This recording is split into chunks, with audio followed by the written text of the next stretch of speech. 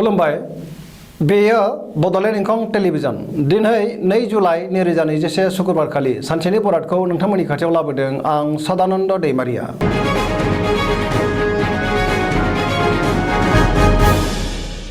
सिगां फरायनो लादों मेष राशि गिबि हांखो अ ल। दिनैनि साना जोबोर मोजां गुबुननि अनसायनाय मोननानै गोसोखौ दिनै जोबोर गोजोननाय मोनगोन गोसोनि बोलोआ बांगोन देहाया दिनै मोजाङै थागोन अब्लाबो नाथाय जानाय लोंनायाव सांग्रां जानाया गाहाम मोननो गोनां धोनखौ दिनै मोननो हागोन गोबां धोन आरजिनो हागोन रांखावरियाव जोबोर मोजां होनजायो बेफार फालांगियावबो जोबोर मोजां मुलाम्फा मोनगोन आयआ बांगोन मावनो लानाय खामानिखौ थि समावनो आरो गोरलैयैनो मावफुंनो हागोन नखराव बिसि फिसायनि गेजेराव अनलायनाय फैगोन बिदा फंबायनि हेफाजाब मोनगोन बिमा बिफानि अननाय आरो बोरखौ मोनगोन समाजाव गोबां मान मोनगोन बयनिबो गोसोखौ दिनै जै खालामनो हागोन गोसोआ दिनै जोबोर रमान्टिक जागोन लाइमोनफोरा गावबा गावनि गोसोनि साननायखौ फोरमायलायनोबो हागोन गोसोनि साननायफोरा दिनै जाफुंगोन जेरावखि थाङा मानो मोजाङैनो दावबायनो हागोन आरो हान्थिनो हागोन गुबुनजों बाख्नाय जानानै गोसोखौ जोबोर गोजोननाय मोनगोन गोबां खामानि मावनो गोसो दुंखांगोन फरायसाफ्रा फरायनायाव गोसो दुंखांगोन आरो मोजां फिथाइ मोननो हागोन दिनै गोदान प्रजेक्टनि माबा मोनसे खामानिखौ जागायजेननो हागोन।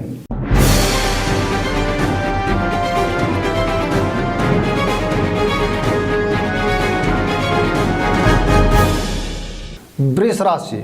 गिबि हांखो इ उ ब। दिनैनि साना मोजां आरो गाज्रिनि गेजेरजों बाबेनलांगोन गोसोखौ जोबोर गुलुं गुजुं मोनगोन सोरबा लोगोजों एना एनि जानोबो हागौ गोसोआव दुखु होगोन मावनो लानाय खामानिखौ थि समावनो मावफुंनो हागोन रांखावरियाव मोजां मोननो गोनांखौ दिनै मोननो हागोन बेफार फालांगियाव मोजां मुलाम्फा मोनगोन नखराव बिसि फिसायनि गेजेराव एना एनि फैनो हागौ बिदा फंबायनि नाथाय हेफाजाबखौ मोननो हागोन देहाया मोजाङै थागोन जायखि खामानि मावा मानो दिनै मोजाङैनो मावफुंनो हागोन सोरबा लोगोनिफ्राय हरखाबै नाथाय गाज्रि खौरां मोननो हागौ लाइमोनफोरा गावबा गावनि गोसोनि साननायखौ फोरमायलायनो हागोन नाथाय गोसोआ आला खाला जागोन बिमा बिफानि अननाय आरो बोरखौ मोननो हागोन फरायसाफोरा फरायनायाव गोसो दुंखांगोन आरो मोजां फिथाइ मोननो हागोन नेगेटिभ एनार्जिनि गोहोम गोग्लैगोन।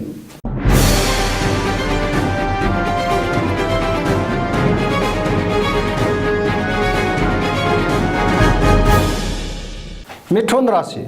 गिबि हांखो क स। दिनैनि साना मोजां आरो गाज्रिनि गेजेरजों बाबेनलांगोन गोसोखौ जोबोर गुलाय गुजाय मोनगोन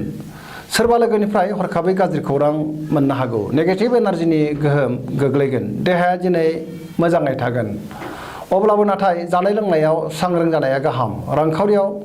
बारा मोजां नङा नाङा फाङा खरसाया बांगोन मोननो गोनांखौ दिनै मोननो गोब्राब जागोन बेफार फालांगियाव बारा मोजां नङा खहा जानांनोबो हागौ नखराव अननानै फैगोन अदेबानि गोसोनि बोलोआ लोरबां जागोन बिदा फंबायजों मोजां सोमोन्दो थागोन बिमा बिफानि अननाय आरो बोरखौ मोननो हागोन गोसोनि साननायफोरा देबोर नांगोन लाइमोनफोरा गावबा गावनि गोसोनि साननायखौ फोरमायलायनो हागोन अदेबानि गोसोआ जोबोर आला खाला जागोन फरायसाफ्रा फरायनायाव गोसो दुंखांगोन आरो मोजां फिथाइ मोननोबो हागोन।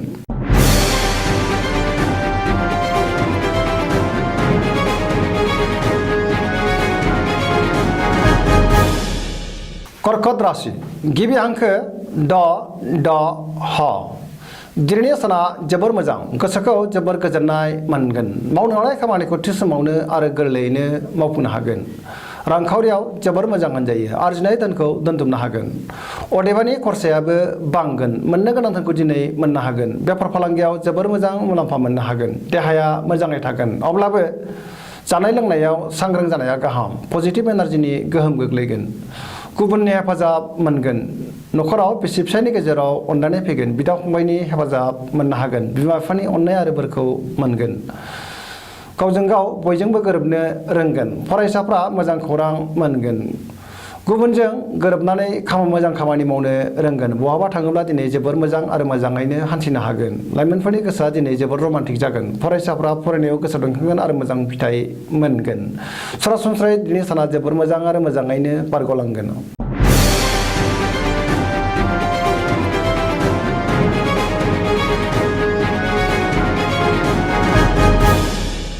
सिंह राशि गिबि हांखो म ट दिनैनि साना जोबोर मोजां गोसोखौ जोबोर गोजोननाय मोनगोन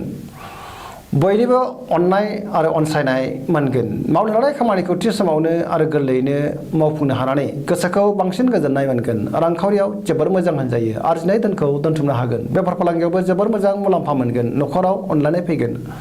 गोसोनि बोलोआ बांगोन गोबां खामानि मावनो गोसो दुंखांगोन पजिटिभ एनार्जिनि गोहोम गोग्लैगोन गोसोनि साननायफोरा जाफुंगोन समाजाव गोबां मान मोनगोन नखराव बिसि फिसायनि गेजेराव अनलायनाय फैगोन गोसोआ दिनै जोबोर रमान्टिक जागोन लाइमोनफोरा गावबा गावनि गोसोनि साननायखौ फोरमायलायनोबो हागोन सरासनस्रायै दिनैनि साना जोबोर मोजां आरो मोजाङैनो बारग'लांगोन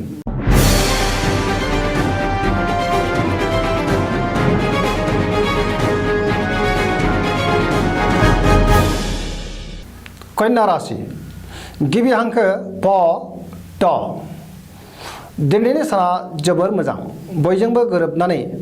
गोबां खामानि मावनो हागोन आरो मोजाङैनो मावफुंनोबो हागोन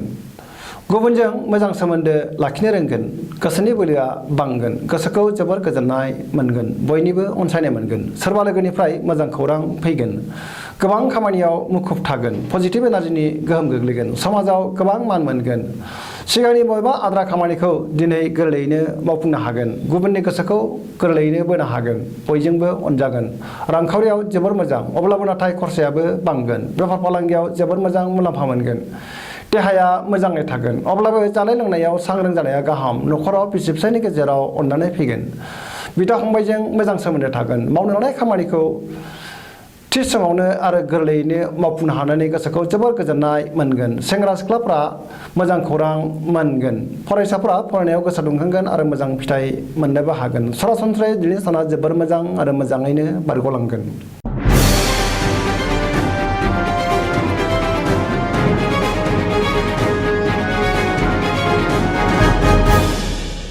तुला राशि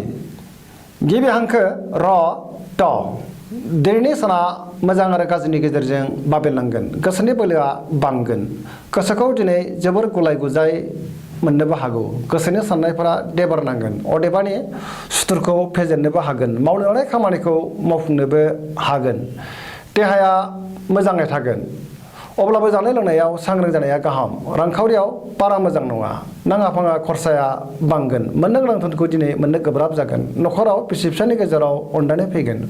समाजाव मान मोनगोन बेफार फालांगियाव खहा जानांनोबो हागौ लोगोफोरनि हेफाजाबखौ दिनै मोननो हागोन सोरबा गुबुन लोगोनि अनसायनाय मोनगोन सिगांनि आद्रा खामानिखौ दिनै मावफुंनायाव गोबां हेंथा नुजाथिनो हागौ लाइमोनफोरनि गोसोआ जोबोर रमान्टिक जागोन फरायसाफ्रा फरायनायाव गोसो दुंखांगोन आरो मोजां फिथाइ मोननोबो हागोन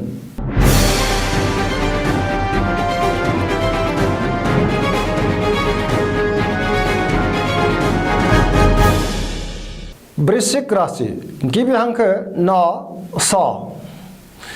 दिनैनि साना जोबोर मोजां समाजाव गोबां मान मोननो हागोन बयजोंबो अनसायजागोन बयनिबो अननाय आरो बोर मोनगोन गोसोखौ दिनै जोबोर गोजोननाय मोनगोन सोरबा लोगोनिफ्राय मोजां खौरां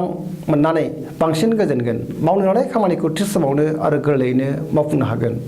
गोदान प्रजेक्टखौ दिनै जागायजेननो हागोन गोसोनि साननायफोरा जाफुंगोन नखराव अनलायनाय फैगोन रांखावरियाव दिनै जोबोर मोजां होनजायो आरजिनाय धोनखौ दोनथुमनो हागोन मोननो गोनां धोनखौ दिनै मोननो हागोन बेफार फालांगियावबो गोबां मुलाम्फा मोनगोन देहाया मोजाङै थागोन अब्लाबो जानाय लोंनायाव सांग्रां जानाया गाहाम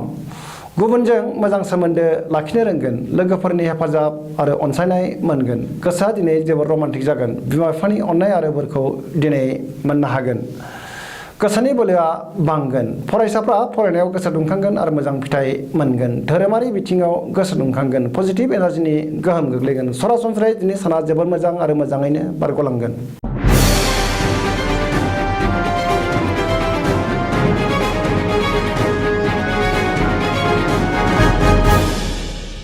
धनु राशि गिबि हांखो ढ फ भ दिनैनि साना मोजां आरो गाज्रिनि गेजेरजों बाबेनलांगोन गोसोखौ जोबोर गलाय गुजाय मोनगोन सुथुरा बांगोन सोरबा लोगोनि सायाव फोथायनाय गैयै जागोन सोरखौबा गोबां रागाजों माबा माबि बुंफ्लांनो हागौ सांग्रां जानाया गाहाम मावनो लानाय खामानियाव गोबां हेंथा नुजाथिगोन गोसोनि साननायफोरा देबारनांगोन रांखावरियाव बारा मोजां नङा मोननो गोनांखौ दिनै मोननो गोब्राब जागोन नाङा फाङा खरसायाबो बांगोन बेफार फालांगियाव बारा मोजां नङा खहा जानांनो हागौ समाजाव अदेबानि मान मोननो हागोन देहाया मोजाङै थागोन गोबां रोखोमनि जेंनाफोरजों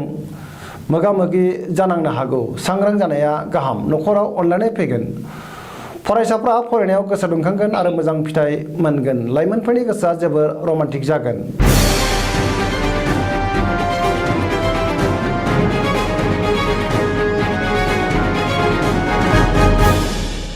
मकर राशि गिबि हांखो ख ज दिनैनि साना मोजां आरो गाज्रिनि गेजेरजों बाबेनलांगोन गोसोखौ जोबोर गुलाय गुजाय मोनगोन गोसोआव जिंगाया बांगोन गोसोखौ दिनै दरसि दरसि मोनगोन देहाया मोजाङै थागोन अब्लाबो नाथाय जानाय लोंनायाव सांग्रां जानाया गाहाम रांखावरियाव बारा मोजां नङा नाङा फाङा खरसाया बांगोन मोननो गोनांखौ दिनै मोननो गोब्राब जागोन बेफार फालांगियावबो गोबां खहा जानांनो हागौ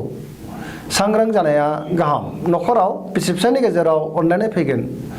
गोसोनि बोलोआ दिनै लोरबां जागोन समाजाव मान मोननो हागोन सोरबा लोगोनिफ्राय हरखाबै गाज्रि खौरां फैनो हागौ गुबुननि गोसोखौ बोनो गोब्राब जागोन नेगेटिभ एनार्जिनि गोहोम गोग्लैगोन जायखि खामानि मावा मानो गुबुननि बोसोन लानानै खामानिखौ मावोब्ला जाफुंनो हागोन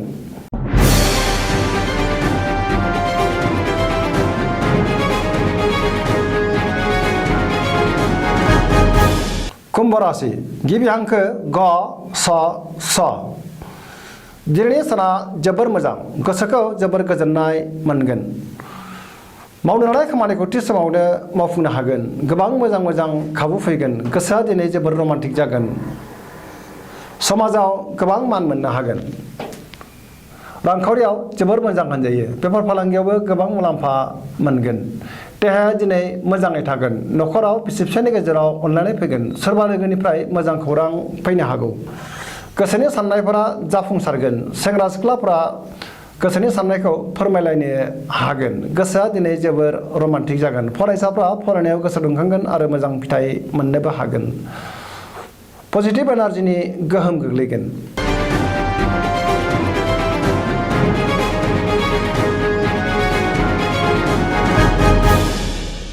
मीन राशि गिबि हांखो ड स दिनैनि साना मोजां आरो गाज्रिनि गेजेरजों बाबेनलांगोन गोसोखौ जोबोर उसुखुथु मोनगोन गुबुननि हेफाजाब मोननाय नङा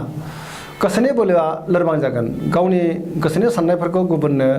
दा फोरमाय नङाब्ला गुबुना गोरोन्थि बुजिगोन देहाया मोजाङै थागोन अब्लाबो जानाय लोंनायाव सांग्रां जानाया गाहाम रांखावरियाव मोजां होनजायो मोननो गोनांखौ दिनै मोननो हागोन आया बांगोन बेफार फालांगियाव मोजां मुलाम्फा मोनगोन न'खराव बिसि फिसायनि गेजेराव अनलायनाय फैगोन मावनो लानाय खामानिखौ थि समावनो आरो गोरलैयैनो मावफुंनो हागोन दिनै जायखि खामानि मावा मानो मोजाङैनो मावफुंनो हागोन लाइमोनफोरनि गोसोआ जोबोर आला खाला जागोन गोसोखौ हमथानाया गाहाम फरायसाफ्रा फरायनायाव गोसो दुंखांगोन आरो मोजां फिथाइ मोननोबो हागोन धोरोमारि बिथिङाव गोसो दुंखांगोन दिनैनि राशि फरायथिनाया एसेनोसै जोबनायाव बेखौनो खावलायो जाहाथे नोंथांमोना सानफ्रामबो जोंनि बे बड'लेण्ड इंखं टेलिभिजनखौ नायबाय थायो आरो साबस्क्राइब खालामो एसेनोसै गोजोन्थों